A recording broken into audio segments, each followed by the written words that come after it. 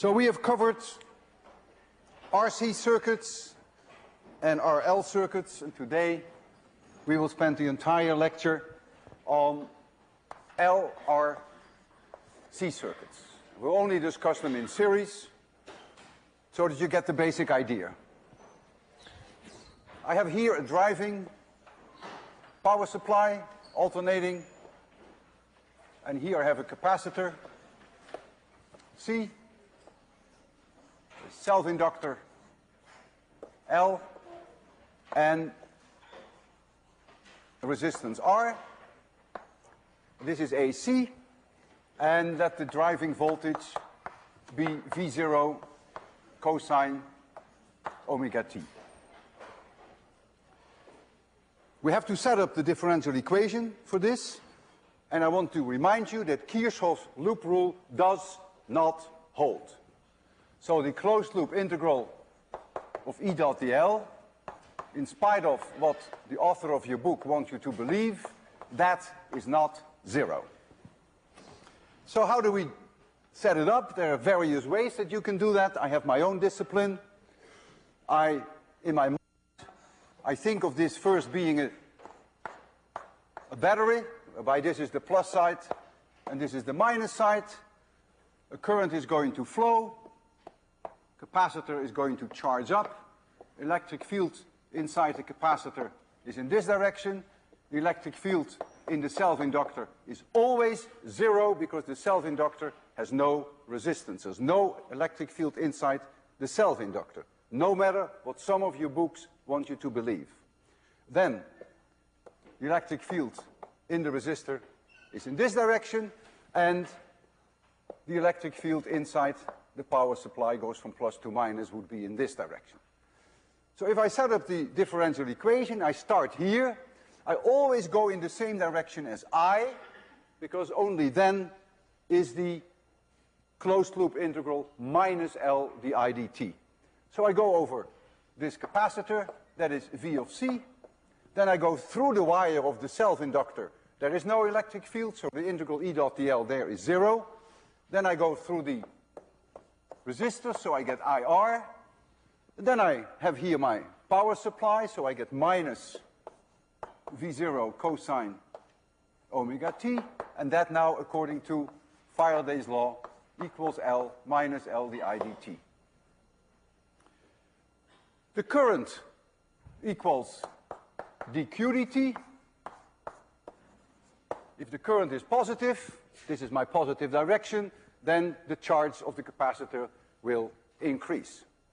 And I also know that V of C, the potential difference over the capacitor, is the charge on each one of the capacitor plates divided by C. And so I substitute that in this equation, and I bring the L di dt to the left side. That is conventionally done. You don't have to do that, but that's often done. So I get a plus L.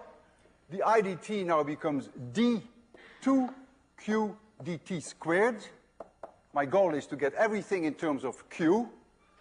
Then my IR becomes R times dq dt.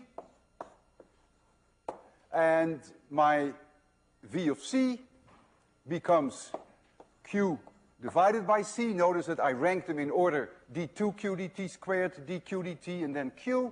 You don't have to do that, but there's nothing wrong with doing that.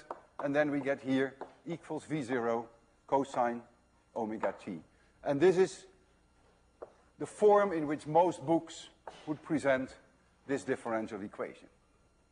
And they arrive at in various ways. Most books arrive at this equation in a completely wrong way, but they end up with this equation. And so you'll have to solve this equation, which is really beyond your present abilities. It's second order differential equation. It's really part of 1803. So I will give you the solution. The basic idea being that you find a solution for Q as a function of time, and once you know Q as a function of time, you have, of course, the current, because then you take the derivative of your solution and you get the current. I will give you the current as a function of time. So I, that satisfies that differential equation, is the V0 divided by R squared plus omega L minus 1 over omega C squared, and the whole thing times cosine omega t minus phi. And the tangent of phi equals omega L minus 1 over omega C divided by R. We give this upstairs here a name. We call that the reactance.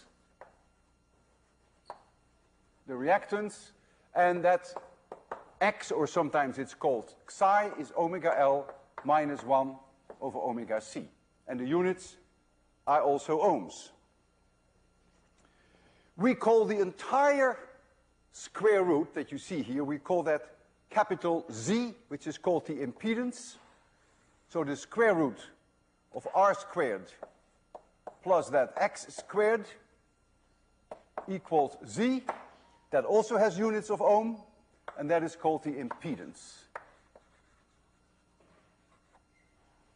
And so Z is an effective resistance, because this whole thing behaves like a resistance. But the resistance depends not only on R, L, and C, but also on the values of omega. This solution is what we call a steady state solution. It is the solution that you get if you wait a certain amount of time. If you turn the instrument on, so you all of a sudden start this experiment, then in the beginning you get a different solution which is more complicated. You get transient phenomenon, but these transient phenomena die out, and you end up with this solution. Now there are several interesting things that you can see in this solution. We have to start digesting this whole hour, this solution. It's very interesting aspects. For one thing, you can see that the current can be delayed over the driving voltage when phi is positive. Then the current comes later than the voltage. And that's the result of the inductor. We've discussed that before. But now it's also possible that the current is leading the voltage, which is very hard to understand intuitively. That is the case when this term dominates over this one, then phi becomes negative, and so minus phi becomes positive. If minus phi is positive, the current is leading the voltage. Now you may say, how can it possibly be? Does it mean that before I switch the instrument on, that I already have a current? Of course it doesn't mean that. But that's the transient solution, remember? When you turn something on, when you switch it on, this solution doesn't hold yet. This is the steady state solution. So the value for I max, we've always called what is in front of the cosine term, we've always called that I max. That value for I max is a function of omega itself, as we will analyze in detail today, and of course also of R, L, and C. And there is one particular value for Z, and therefore for omega, whereby this value reaches a maximum. And that's what we call resonance. There is no value for omega for which the current is any higher. And so I will call here the situation at resonance. It is at resonance when X equals 0. So when omega L is 1 over omega C. So when omega is 1 over the square root of LC. And we call that the resonance frequency, and we often give a little subscript 0 there to remind you that you're dealing with the resonance frequency. And Z is then just R, because when X is 0, the omega L and the 1 over omega C eat each other up. They are not there anymore. It's gone. And so the system behaves as if there were only a resistor. And so you also see that the maximum current that you get is then simply V0 divided by that value for R, because Z, the impedance, is now R. And in addition, if you're interested in phi, phi then becomes 0. So the driving voltage is then in phase with the current that follows.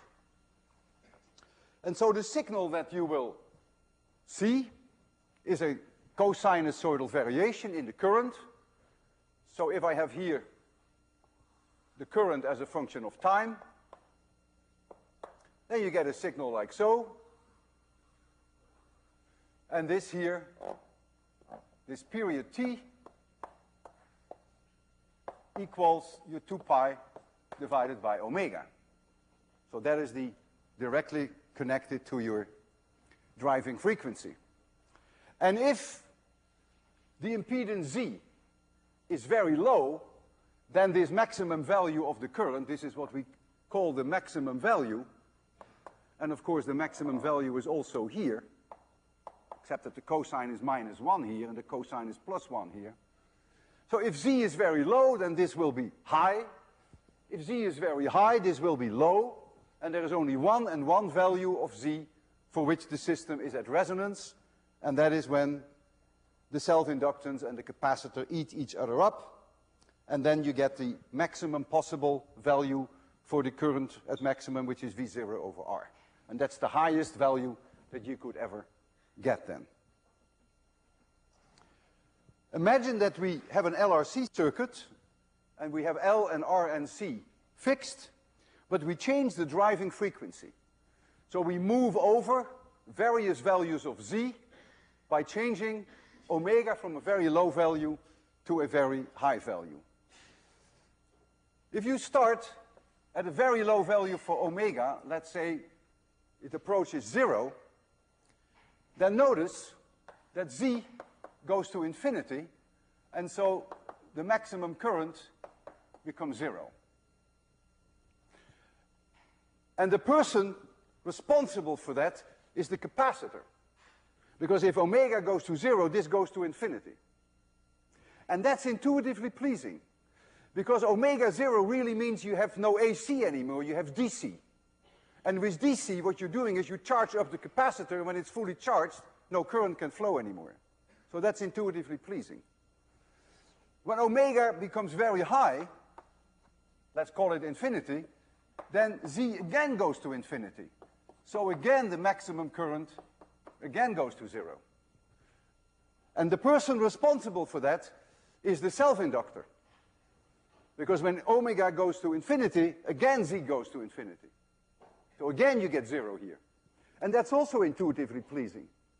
Because if you have an infinitely high frequency, that means the self-inductance puts up an enormous fight. That's ideal for a self-inductor, to fight currents if the time over which the changes occur go to 0. And so then again, it says, sorry, you can't have any current. So that's also intuitively pleasing, that the self-inductance then becomes the dominant factor. And so what I can do now, I can plot the Imax as a function of omega. So here is omega, and here is Imax. And we already agreed that when omega is 0, then Imax is 0. But when omega is very high, it's also 0. But when omega is at resonance, omega 0, which is 1 over the square root of LC, notice that R has nothing to do with the resonance frequency. It's really determined by L and C, because it's the psi, it is the X that you want to make 0, and X is only a function of L and C. At this frequency, we have a value here, which is V0 divided by R. And so the curve that you're going to see, which we call the resonance curve, is something like this. You start out with an extremely small current, you go through resonance, we have a high current, and then at high frequencies, again, you go down to 0. And so the left part, when you are below resonance, is really the capacitance, which is the dominant guy in the whole game. And phi, by the way, is here less than 0. Here it is the inductor that plays the key role, and here phi equals larger than 0, and right here, phi, and only there, phi is 0, only when you're exactly at resonance.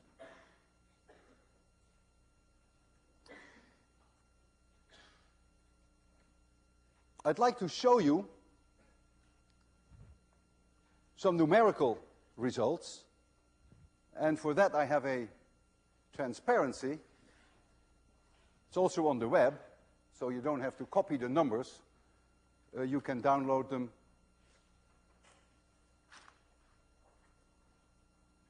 These are just some numerical numbers which I want to digest with you so that you get a feeling for the effect, that you see it in front of your own eyes, what is happening, how this curve evolves. We have here, given our L and C, 10, 5 times 10 to the minus 2 Henry and 3 times 10 to the minus 7 farads. The resonance frequency is a little over 8,000 radians per second. You see it here in kilohertz, and you see here the impedance. And what I do here, I have a driving frequency which is 10% below the resonance frequency. And I calculate for you here omega L, which is 367 ohms, and 1 over omega C, which is 453 ohms. You are a little bit below resonance, and so C dominates. And you can see indeed that this ohm value is larger than this one. And so out of that pops a value for X, out of that pops a value for Z. Notice that X is 86, and Z is only a hair larger than 86, because this R almost doesn't add to Z, because you get here the square root of 10 squared plus 86 squared. That is almost 86. It becomes 87. And then you see that the current, the maximum current, which is this value for V0 divided by the Z by 87, becomes 0.11 amperes. And now the system is driven at resonance, and notice that it's exactly characteristic for resonance that omega L and 1 over omega C have the same value. They are not there anymore, they're gone. And so X becomes 0, so the impedance becomes ohm, 10 ohms, which is the resistance, and so the maximum current is now V0 divided by R, which is 1 amperes. And when you're 10% over resonance, then the self-inductor becomes to be more powerful than the capacitor, and again your current is substantially down. In this case, 8 times lower than at resonance.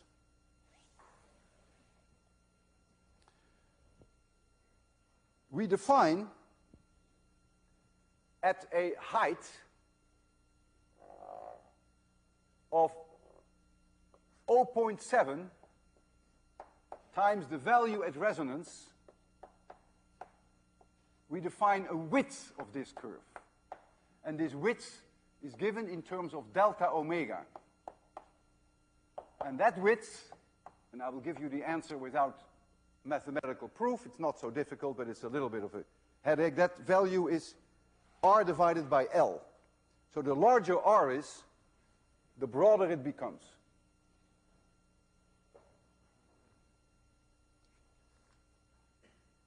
So if we look at delta omega, for the numbers that we have there, the numbers of the transparency, so this is for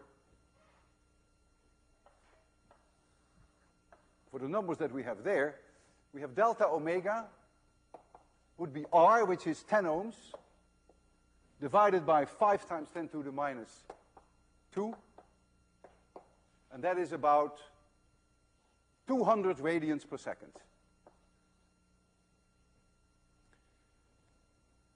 We define Q not as charge, don't never confuse that with charge, we call that the quality of the resonance, and the quality is defined as omega 0 divided by delta omega. Now omega 0 itself is 1 over the square root of LC, and delta omega is R divided by L.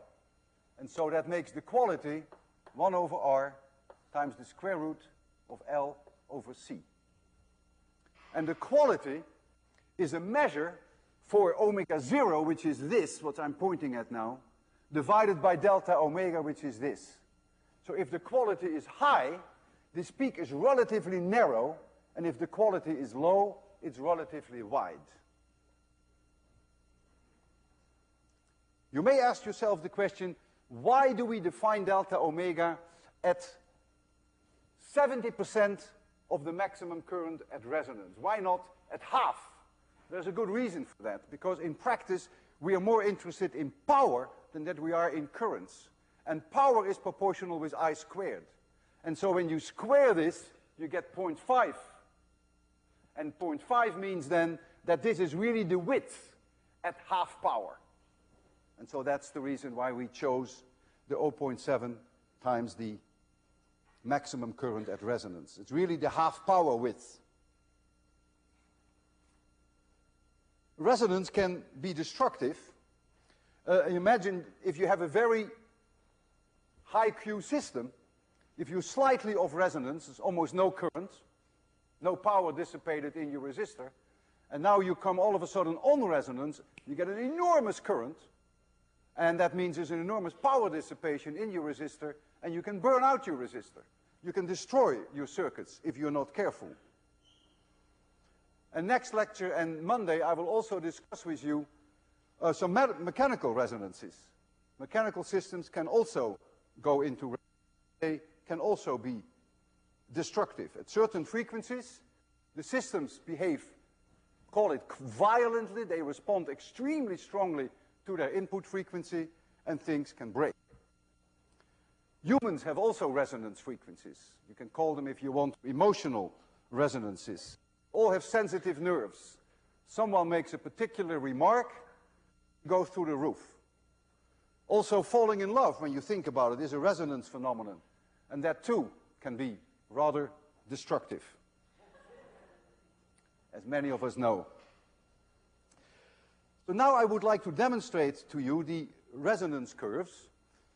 I'm going to choose particular values of R, L, and C, which I can change. And then I will show you the current as a function of frequency.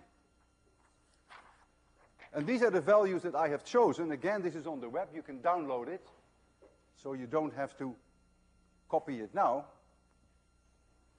And I will change the light setting so that we can also enjoy the demonstration. The idea being that for these values that I have there, in the first line you see R, 60 ohms, and the self-inductance is 50 millihenry, and the capacitance is 0.3 microfarads. So that's a given there. And I give you here the resonance frequency, 8,000, in terms of omega, radians per second. This is the resonance frequency in hertz. And just in case you're interested, I give you the Q value there as well.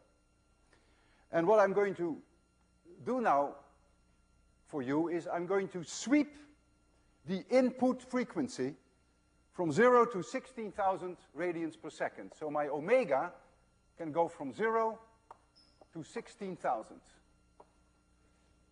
And I leave the values as they are here. So I'm going to sweep over this 8,000. And so you're going to see that curve, except that I'm going to show you I as a function of frequency, not I max. And I is oscillating because there's a cosine term. And so, for instance, if I were here with this value for omega, you would see then that it goes up, it goes down, it goes up, it goes down, it goes up, and it goes down. And when I'm here, you will see this. And keep that in mind when you look at the curve that you're going to see there. And so it's only the envelope then that is the I max. But you actually see the entire current as a function of frequency. And I'm going to do that then for all these four values that you see there. So let's first change the light so that we get an optimum situation for you. And now I will show you already the results of the first line. So these are the values that you see there. And I go very slowly. Now omega is 0 here. Omega goes up. I go through resonance. And omega is here, the value, the 16,000 radians per second that we had here. And it sweeps back and forth between 0 and 16,000. So you see a dramatic increase at resonance. So now what I'm going to do, I'm going to double the self-inductance. And when you double the self-inductance, this one goes up, omega 0 goes down. So all I want you to see that the resonance frequency, which is here, that's the maximum, that the resonance frequency will shift. Because if L goes up by a factor of 2, the resonance frequency will come down by the square root of 2. And so I am going to increase L by a factor of 2. I'm going to make sure that I have the right knob here, and this is my L. And notice that the resonance frequency is now at a lower value, it is here. Also notice that the peak value at resonance has not changed. Because the peak value at resonance, you see on the blackboard here, is V0 over R. So as long as I don't change R, that doesn't change. It's only the frequency that changes. Omega 0 is 1 over the square root of LC. That changes. It is now here. So I have increased L by a factor of 2. I can bring it back to my original resonance frequency by now changing C. If you increase L by a factor of 2, all you have to do is decrease C by a factor of 2, and you're back at the same resonance. So I'm going to make C down, C lower by a factor of 2, which I'm doing now. And if you look now here, and you have a good memory, you will see that the resonance frequency is back where it was. Again, V0 over R is not changed, and the resonance frequency is back here, even though L is now twice higher, and C is twice lower. To show you the effect of R, I will double R now, and I will leave everything else alone, so the resonance frequency will stay here, but of course the maximum current, this high value, will now come down. Because, you see, at resonance, this value is V0 divided by R, and since R goes up by a factor of 2, you will see that the maximum current will go down by a factor of 2. And so I go now from 50. Oh no, I go from 60 to 100. I don't double it. I can't go any further than 100. But you'll see a substantial reduction. So if you're ready for this, remember this height. And now you see 100 ohms, and it is much lower. It was this height before, and now it's only here. But notice the resonance frequency has not changed. So this is an extremely interesting behavior, and every time you have to think through what is happening. You have not much intuition for it. You're not alone. I don't have much intuition for that either. But with these rather simple equations, they're really not that difficult. Here, this is really the heart of the equation, and then, of course, your tangent phi, in case you're interested in the phase legs. But they're really not that difficult. I will not hold you responsible for being able to derive the solution. I give you the solution. But with that solution, you can do a lot, and you can understand the behavior of these circuits quite well. Now I'm going to do a demonstration, and I warn you, you have to follow very closely, step by step, what I'm going to do. Because if you miss one small step, you're lost for the next 12 minutes. Completely lost. You will just see nice things, but you don't know what you're looking at. So follow me closely. I have an LRC circuit. And the LRC circuit is right here. This is my L, 0.1 Henry. These are my C's, and this is my R. It's a 200-watt light bulb. I have an LRC circuit. And I will give you the values for L, for R, and for C. I'm going to drive it at 60 hertz.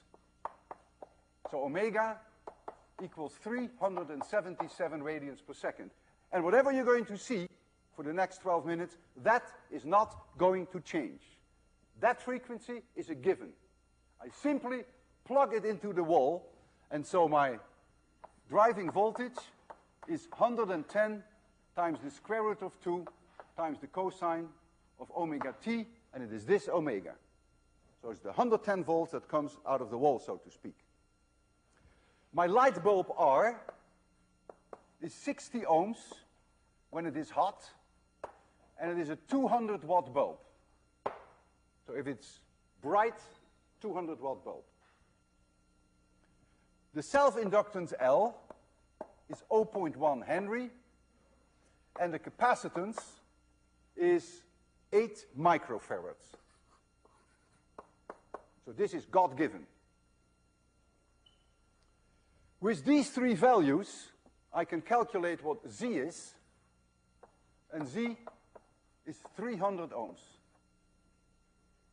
In case you're interested, I can also give you omega L. That is 38 ohms. And I can give you 1 over omega C. That is 332 ohms. So notice that this is by far the dominant player in the game compared to omega L.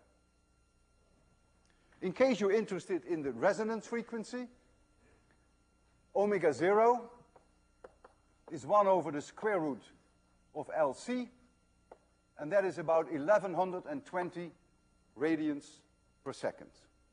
In other words, my driver is nowhere near resonance. I am way below resonance. When you're way below resonance, it is the C that dominates. Look at the 332 ohms and compare that with the 38.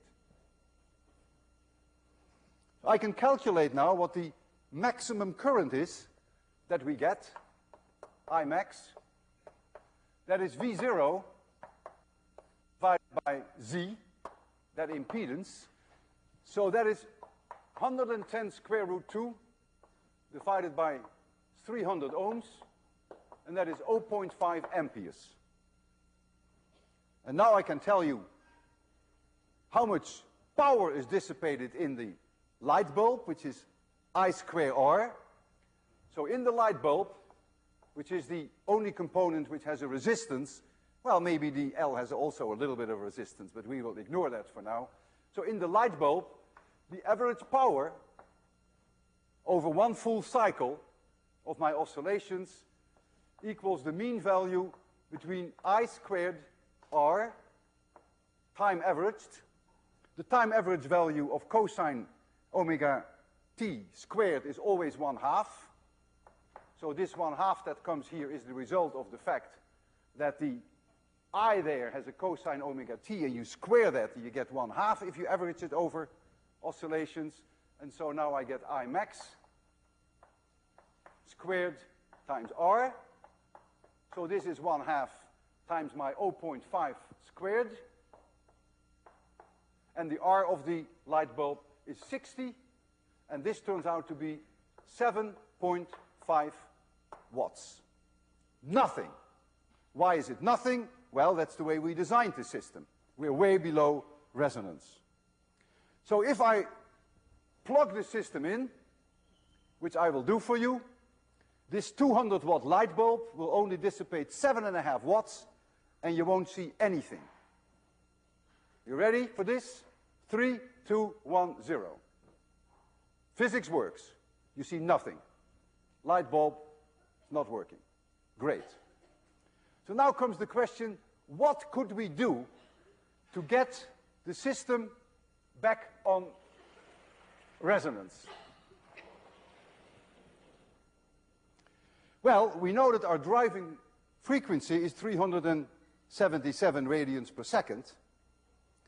And so what we could do, we could change the C in the circuit, and we could change L in the circuit.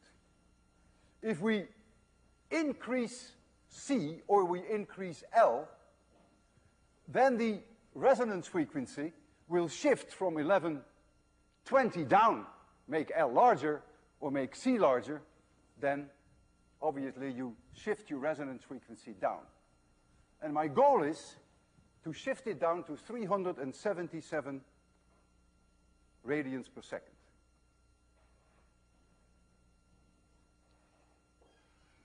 I first want to make a curve for you here, very roughly, of I max as a function of frequency, omega, and that's the demonstration I just did. When this was 1120, we had about 0.5 amperes at our value of 377. So this is 1 point of our I max versus omega curve.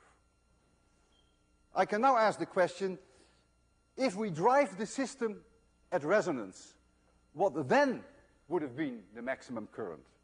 We're not driving it at resonance, but suppose we had driven it at resonance. Well, at resonance, I max is V0 divided by R. There is no self-inductor, and there is no capacitance at resonance. And so that would then be 110 square root of 2 divided by 60. But that is 2.6 amperes. That is substantially larger than 1/2.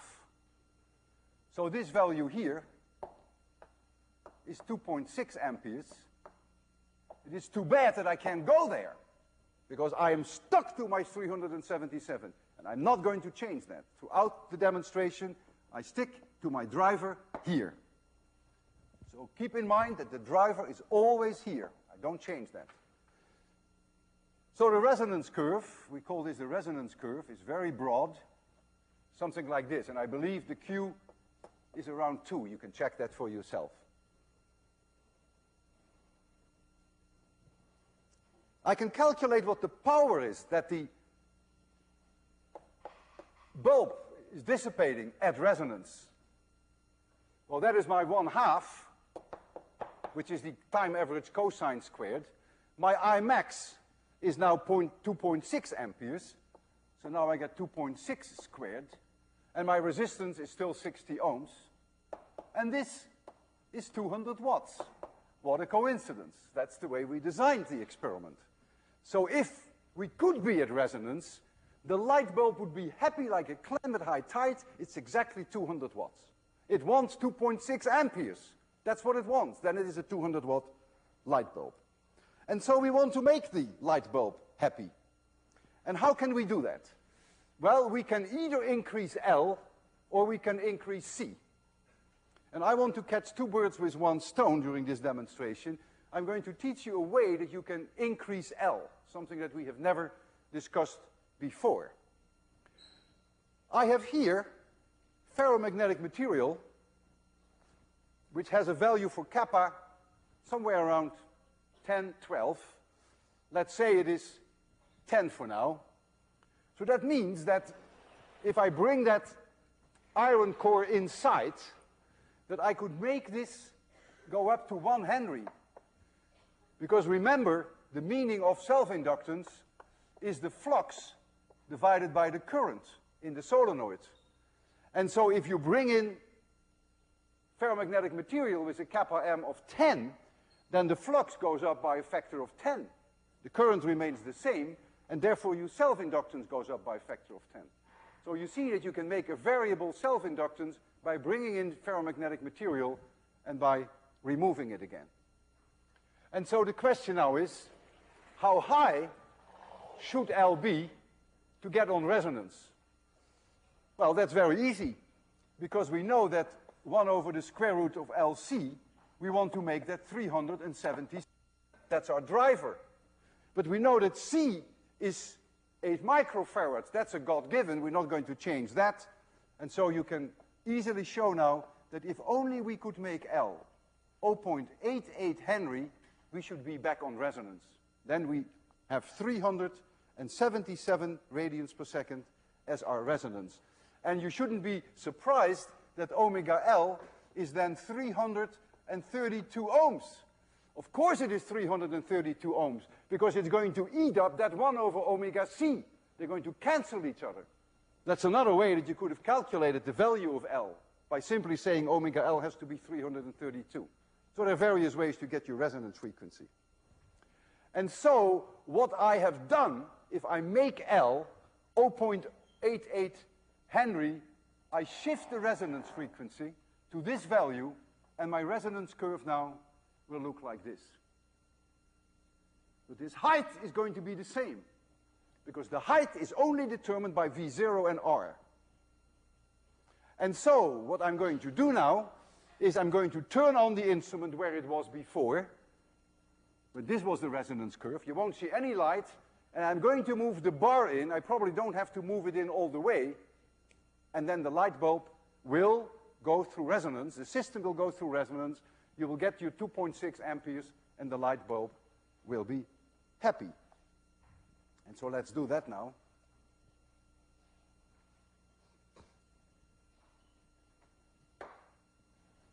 All right, so here, system is now, current is going. 60 hertz, 110 volts, root mean square as we call that, and its ray of resonance, 7.5 watts. The light bulb doesn't even feel warm. And now I bring this enormous piece of iron in there, and when I shove it in, the self-inductance will slowly go up, the resonance frequency will shift, and the current through the system will increase. And there we go. There it is. I'm on resonance now. So the light bulb is quite happy. I want to do one more thing. I'm going to double the capacitance. And what happens when I double the capacitance? The frequency, the resonance frequency, goes further down than it was already. Because remember, when you increase L or C, the resonance frequency goes down. So I'm going to double the capacitance. So that curve that you see on the left there has shifted now even further to the left. And the light bulb is not very happy. The light bulb is, the system is off resonance again. But if I increase C, I doubled it, I can decrease L by a factor of 2. All I have to do is pull the iron slowly out. And then the resonance frequency comes back at 377 radians per second. Watch it. Back on resonance. Amazing, isn't it? Physics works. So, I showed you this demonstration and I spent so much time on it because I want you to appreciate, want you to be able to see through these equations. The answer in physics in general lies in the equations, but it only works if you build up a certain amount of understanding. And that is not always easy, and the demonstrations help that. Seeing is believing. And you may have to go over this at home in order to digest it a little bit. I don't expect you to get all this just in one lecture, of course not. We have a new impedance here, we have the reactance here, we have the idea that omega L eats up omega C, then we get into resonance. All these phenomena take time to digest. There are many key practical applications in LRC circuits, more than you may think. Your radio and your TV are systems that you, without realizing it, you tune them to resonance. There's an antenna, and it receives many, many stations at all different frequencies, and you're changing, in general, you change the capacitor.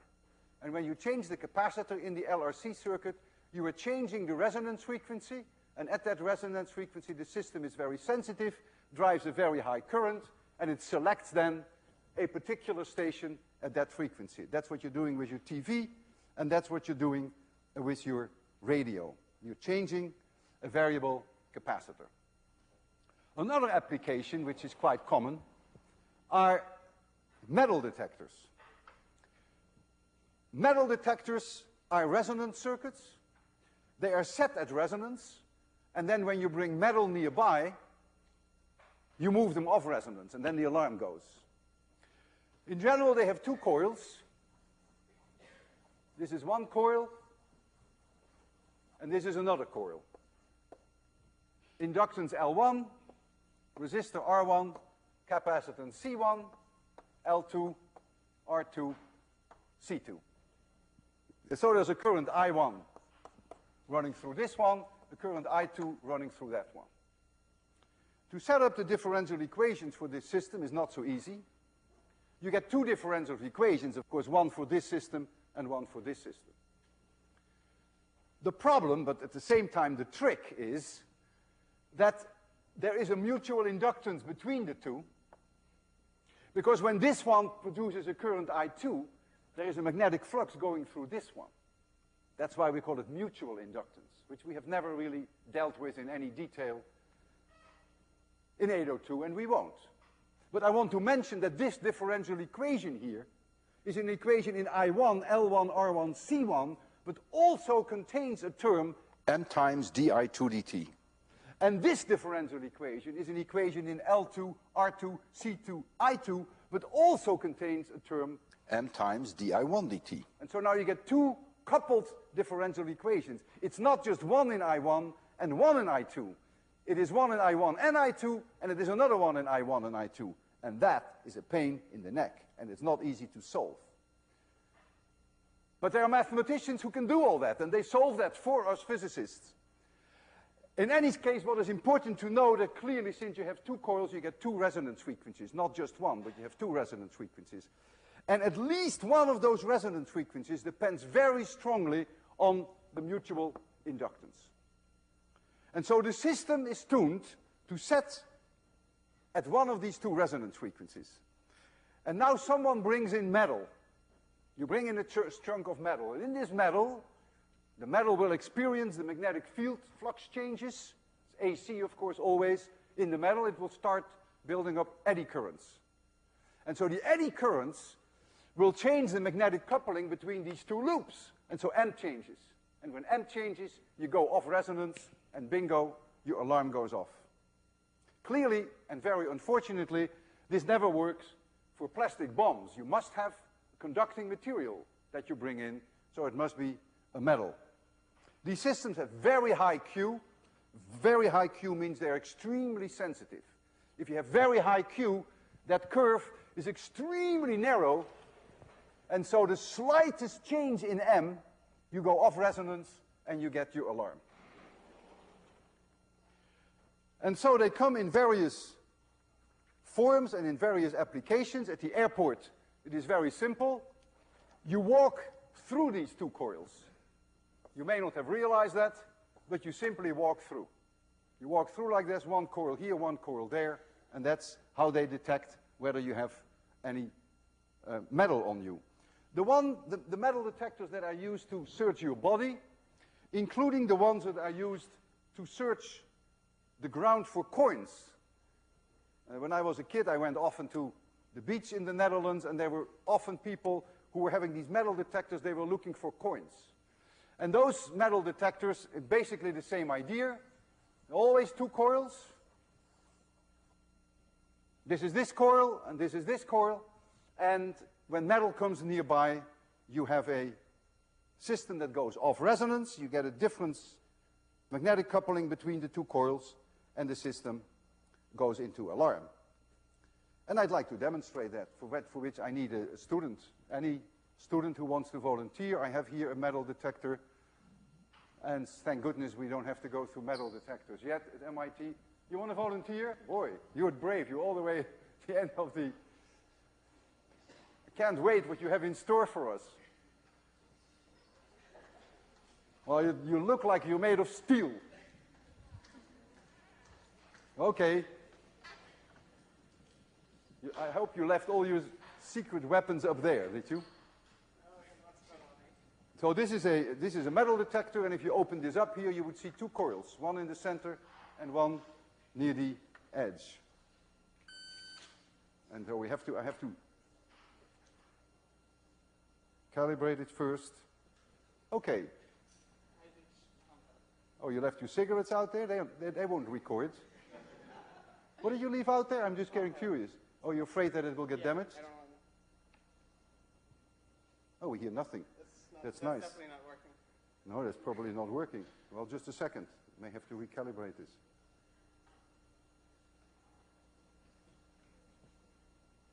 Pretty quiet. Doesn't look like you have any metal there. I'm fairly sure I turned it on.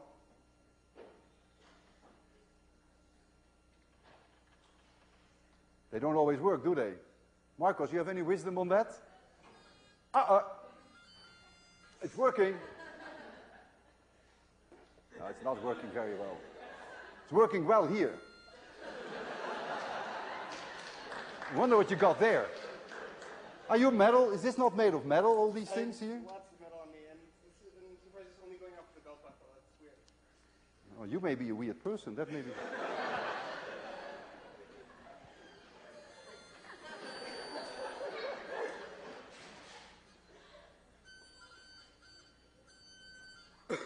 Can you turn around? Oh, that's your watch.